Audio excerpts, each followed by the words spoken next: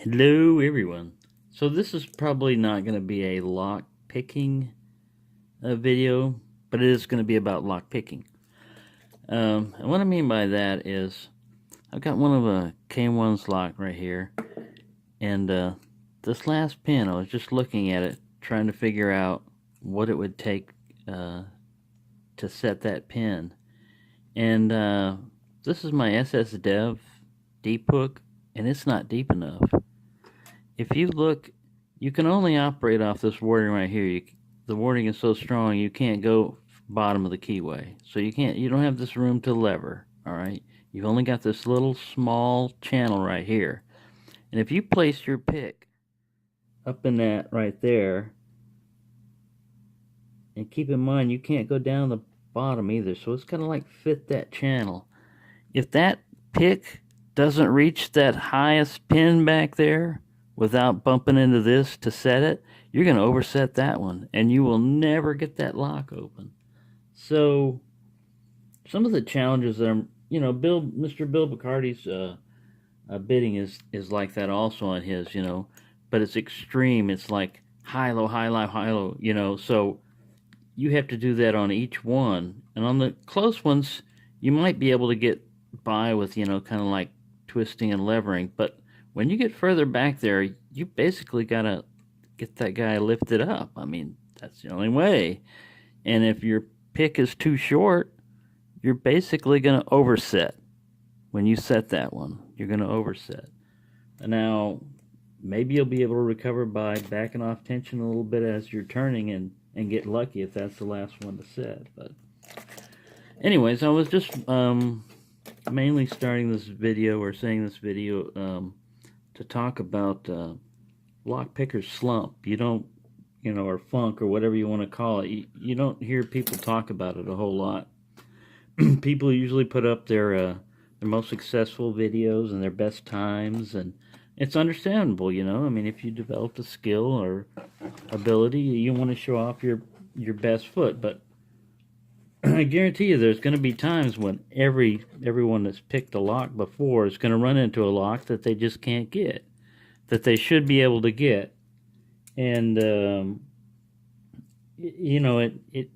I don't know if it's ego or whatever, but it gets you. I mean, it gets to me because I look at every lock that I've got as I got to be able to open it some way. I mean, if it's down to where I bypass my way into it, well then, hey, I've gotten in that lock. And, sooner or later, the odds are going to go against you where you're going to run into locks you can't open. And what do you do about that? Well, if you've gotten a bunch of challenge locks in, like I did, I'll take one, and I'll sit there and I'll try to pick it. And I might get, like a slight false set or something, but, not get very far with it. And I'll look at the time limit, and I'm looking at time mainly because it's upload time on videos and, stuff like that. And people really, are not going to sit there and watch a really long video with nothing happening, But anyway, what I do with the slump is when it comes to that, there's several avenues that you can take. Like one of them is you can change, your what you're doing.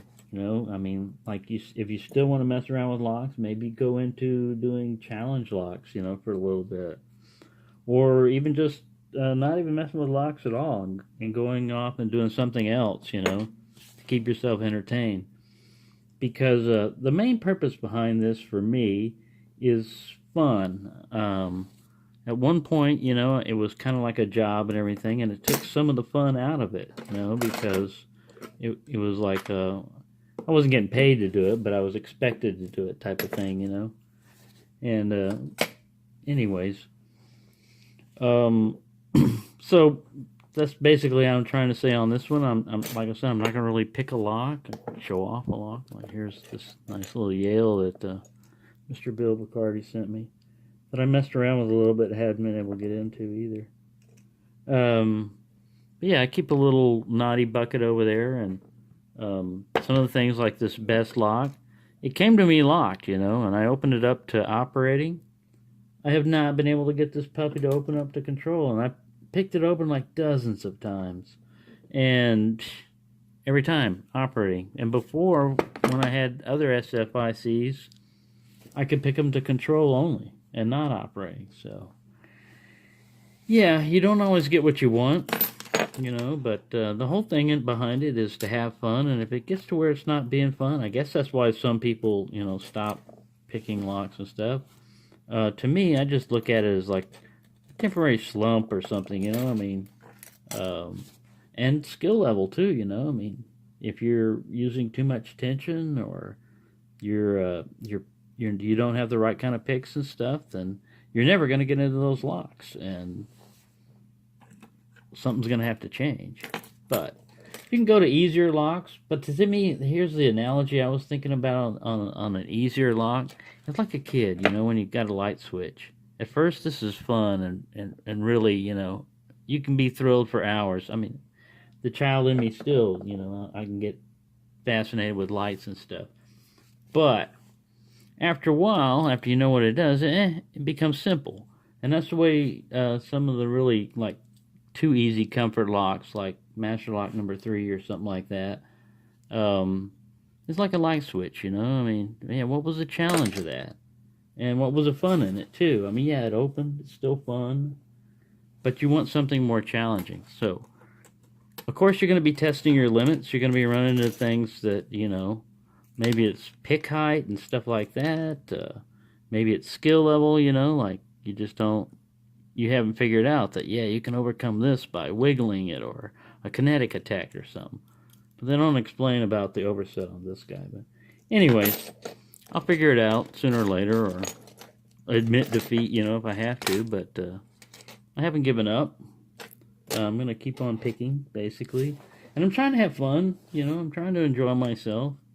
But when you run into those slumps and stuff, you know, just remember, if you're doing this as a hobby or whatever, or a challenge and everything, and you run into that, don't let it get you down, you know. I mean, do something else, or, like I said, figure out why, you know. Try to figure out why you can't get into certain types of locks or whatever. And instead of avoiding them, you know, keep attacking them, because that's the only way you're going to learn is just like in chess, man. If you start off just playing checkers and stuff, you're never gonna, if you don't progress, you know, you're gonna have to, your skill level's gonna have to get up. But anyway, sorry to ramble on. I was gonna make it a short video. I'm sorry, about 7 minutes and 59 seconds. But yeah, basically pick or slump.